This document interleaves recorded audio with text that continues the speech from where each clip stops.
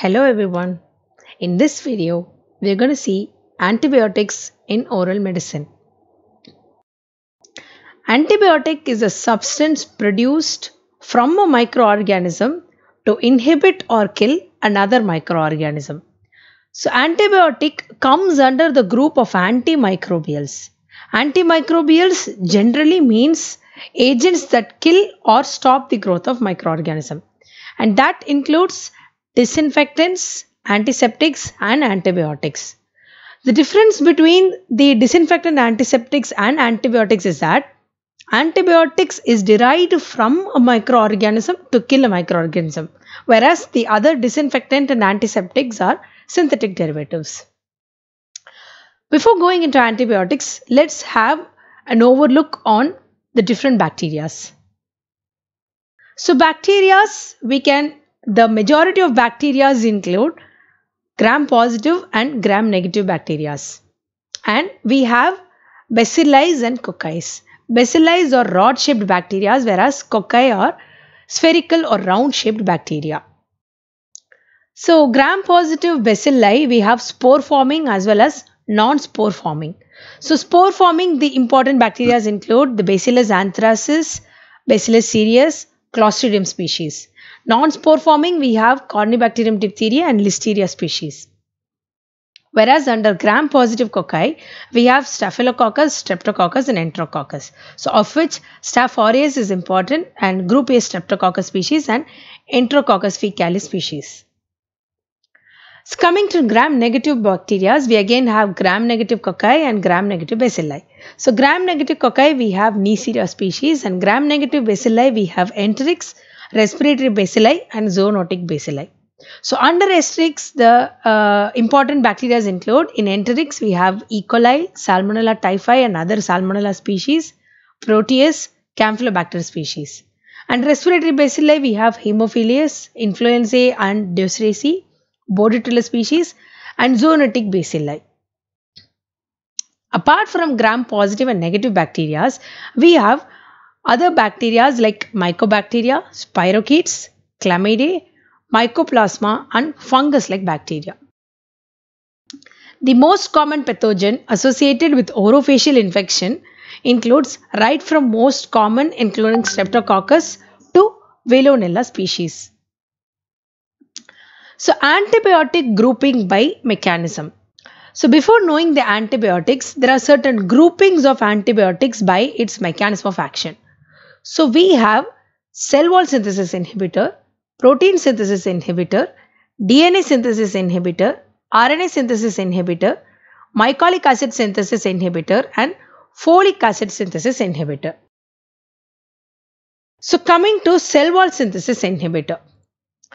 So in a bacterial cell, if we see, we have a cell wall, and then inside cellular contents, we have a ribosomal unit.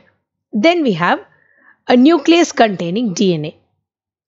So an antibiotic can act upon the cell wall or at the nuclear level or at the protein level or at the folate level, which is required for the synthesis and production of DNA and the nucleic acid.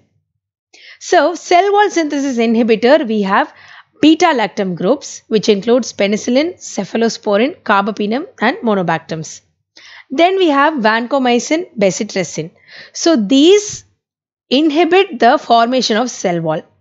And there is something called as polymyxin group, which is involved in the defect in the cell membrane. These are involved in inhibition of cell wall synthesis. These are involved in the inhibition of cell membrane. Then we have certain groups which are involved in inhibition of nucleic acid synthesis. In that we have folate synthesis, DNA gyrase and RNA polymerase inhibitor. So folate synthesis include sulfonamides and trimethoprim, whereas DNA gyrase inhibitors include quinolones, and RNA polymerase inhibitor we have rifampin. Next one is protein synthesis inhibitor. So protein synthesis inhibitor, we again have antibiotics which involve in 30S ribosomal subunit, the other one 50S ribosomal subunit. So 30S ribosomal subunit, we have tetracycline and aminoglycoside. 50th subunit, we have macrolide, clindamycin, linezolid, chloramphenicol, and streptogrammin. So again, overall, we have cell wall synthesis, protein synthesis, and nucleic acid synthesis. And the antibiotics inhibit at different levels. Mechanism of action of penicillin. So penicillin, it binds with the penicillin binding protein, which is present in the cell wall of every bacteria. So when it binds with that, it blocks the cross-linking of transpeptidase enzyme, and thus it inhibits cell wall synthesis, leading to bacterial cell death. The commonest group of penicillins include penicillin, aminopenicillin, penicillinase resistant penicillin, and anti-pseudomonal penicillin. So penicillin, it acts against Streptococcus species and Clostridium species. Aminopenicillin, it is same as penicillin, but it also includes few gram-negative bacteria. Penicillinase resistant penicillin, it also acts against penicillinase, which is produced by Staph aureus species. And anti-pseudomonal penicillin, it acts against pseudomonal organism also. Next, we have cephalosporin. So cephalosporin, there are 5 generations of cephalosporin. The first generation is mostly gram positive, whereas second generation is gram positive as well as gram negative, but it is more active against gram negative bacteria. Third generation is a broad spectrum antibiotic which acts against both gram positive as well as negative and few species of Pseudomonas. The fourth generation, example cefepime, it is same as third generation, but it is more resistant to beta-lactamase. And apart from that, we have fifth generation, which includes ceftaroline and ceftabipirole, which is same as fourth generation, but it has more broad spectrum activity, and it is used against community acquired pneumonia and methicillin resistant Staph aureus infection. Next, we have antibiotic which act against protein synthesis. So anti-30S ribosomal subunit, we have 2 antibiotics, aminoglycosides and tetracycline. Aminoglycoside is a bactericidal drug, whereas tetracycline is a bacteriostatic drug. So you can remember that by the mnemonic 80-30. 80 aminoglycoside tetracycline 30. It acts against 30S ribosomal subunit. The important thing which you should remember in aminoglycoside and tetracycline is aminoglycoside, the adverse effect is nephrotoxicity and ototoxicity. Whereas for tetracycline, the adverse effect is hepatotoxicity and tooth discoloration, yellowish discoloration of the tooth. Next one, anti-50S ribosomal subunit. So we have macrolides, which is a bacteriostatic, example erythromycin, azithromycin, clarithromycin. Then we have chloramphenicol, which is again bacteriostatic, example chloramphenicol. Lincosamide, which is bacteriostatic, example clindamycin. Then we have linezolid and streptogrammin. Important thing which you should remember in 50S ribosomal unit is chlorampphenicol's adverse effect, which is Gray baby syndrome and aplastic anemia. Next, we have drugs which inhibit the DNA synthesis. So in that we have fluoroquinolone and other DNA inhibitors. So fluoroquinolone is a bactericidal drug which inhibits the DNA gyrase enzyme and thus inhibiting the DNA synthesis. And in fluoroquinolones, we again have 4 generation, 1, 2, 3 and 4. First generation is more of gram positive. Coming to 4th generation, we have a broad spectrum which includes both gram positive, negative as well as anaerobic organism. Metronidazole is a bactericidal drug and it acts against anaerobic bacteria.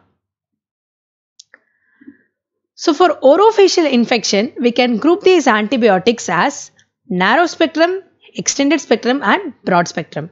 So narrow spectrum, we have clindamycin, clarithromycin, penicillin G and V. In extended spectrum, we have cephalosporin, fluoroquinolones.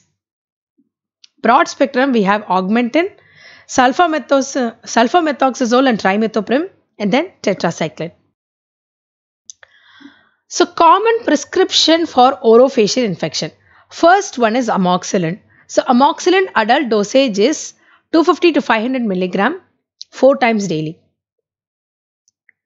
Amoxicillin clavulanate, which is available as augmentin, it is based on the dosage content of amoxicillin. So we usually give 675 milligram of amoxicillin clavulanate thrice daily. Then we have azithromycin. The adult dosage is 500 milligram once daily. Cephalexin, common dosage is 200 to 400 milligram thrice daily. Ciprofloxacin, 500 milligram twice daily. Clarithromycin, 250 milligram twice daily. Clindamycin, 250 milligram thrice daily. Doxycycline, 100 milligram twice daily. Erythromycin, 250 milligram thrice daily. Metronidazole, 400 milligram thrice daily. Moxiflox, 400 milligram once a day. Tetracycline, 250 milligram thrice daily. Coming to the cardiac condition associated with the risk of infective endocarditis. So the conditions where you have to give an antibiotic prophylaxis is when the patient is having prosthetic cardiac valve, a previous history of infective endocarditis, any heart transplant patient, or congenital heart disease, which includes cyanotic heart disease or repaired congenital heart defect with prosthetic material, and also during the first 6 months after any cardiac surgical procedure. So these conditions require infective endocarditis prophylaxis. And prophylaxis include, if it is amoxicillin, which is a standard protocol, that includes 2 gram 1 hour before procedure. Ampicillin is 2 gram half an hour before procedure. Clindamycin is used in case of penicillin allergy, and that is given as 600 milligram 1 hour before procedure. Cephalexin, again in case of penicillin allergy we can give, and that is 2 gram 1 hour before procedure. Azithromycin or clarithromycin is 500 milligram 1 hour before procedure.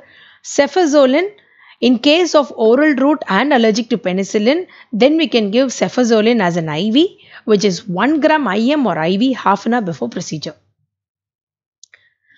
There is a guideline given by National Institute of Health and Care Excellence.